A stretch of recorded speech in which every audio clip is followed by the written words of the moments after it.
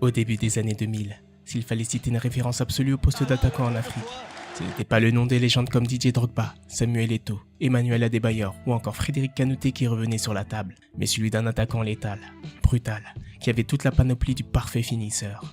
Rapide, technique, puissant, et ne tremblait surtout pas dans les 30 derniers mètres. Un international congolais, avec une variété de buts phénoménale, qui ne ratait jamais sa cible et qui a terrorisé toutes les défenses de Ligue 1 entre ses passages à Rennes et l'AS Monaco. C'est pour toutes ces raisons qu'un morceau de nostalgie se détache quand on fait référence à lui. Shabani Nonda. Ce nom ne dira sûrement rien aux plus jeunes d'entre nous. Et pourtant, sans l'ombre d'un doute, il a marqué son époque au fer rouge.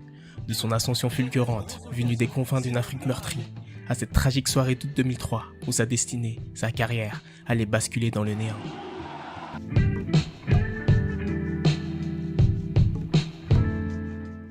« 1977, Bujumbura.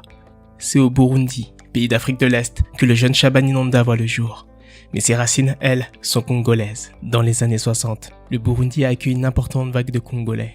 Cette migration était surtout due à la crise politique et aux conflits ethniques qui ont secoué le Congo, juste après son indépendance en 1960. La famille vit modestement, mais dignement dans le quartier de Nyakabiga. 9 enfants, une mère au cœur immense, et le père, Jacques Nonda, mécanicien réputé du quartier. Shabani, de son vrai nom Christophe, est le petit dernier, mais on le surnomme déjà Shabani, l'ancien. Sur les terrains de Bujumbura, il devient Chris, puis Chris Waddle, en hommage au dribbleur anglais dont il imite les gestes. Le talent est là, évident.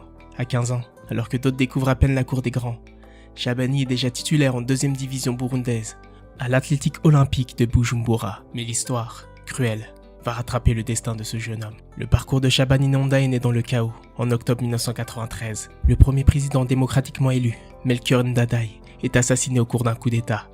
Cet acte a réveillé les terribles démons des tensions ethniques entre Hutus et Tutsis, soigneusement attisés depuis l'époque coloniale.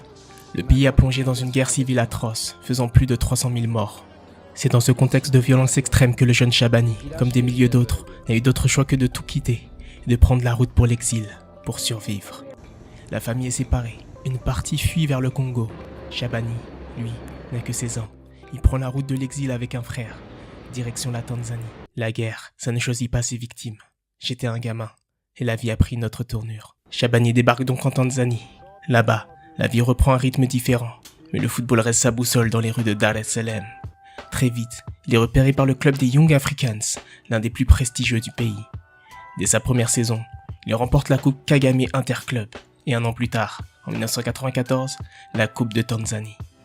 Le jeune prodige congolais s'impose comme un buteur hors pair, déjà prêt à faire parler son instinct. La Tanzanie